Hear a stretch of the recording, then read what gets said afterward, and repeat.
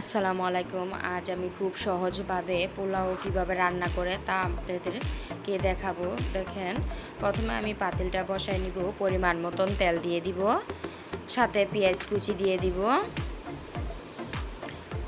পেঁয়াজ কুচি দিয়ে ভালো করে নেড়ে নিব, তেজপাতা দিয়ে দিব, দারচিনি দিয়ে দিব, এলাচ দিয়ে দিব। পরিমাণ মতন দিয়ে ভালো করে নেড়ে চেড়ে বাদামি কালার করব। সাথে দিয়ে দিব আদা রসুন। আমি 3 কাপ চাউল নিয়ে নিয়েছি, পোলার চাউল। 3 কাপ পোলার চাউলের মধ্যে 6 কাপ পানি দিবেন আপনারা। আমি 6 কাপ পানি দিয়েছি।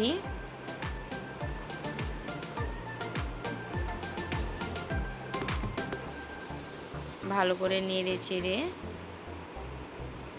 স্বাদ মতন লবণ দিয়ে দিব, তারপর ঢেকে দিব।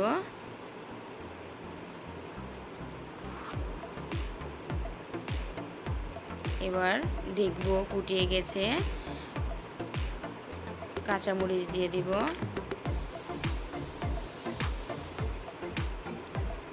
এবার নেড়ে চেড়ে দিব, ঢেকে দিব। জালটা কমিয়ে দিব, তারপর পোলাওটা অনেক সুন্দর হয়ে যাবে। এবার দেখেন অনেক সুন্দর হয়ে গেছে। এবার নেড়ে দিয়ে নিচেরটি উপরে দিব, উপরেটি নিচে দিয়ে।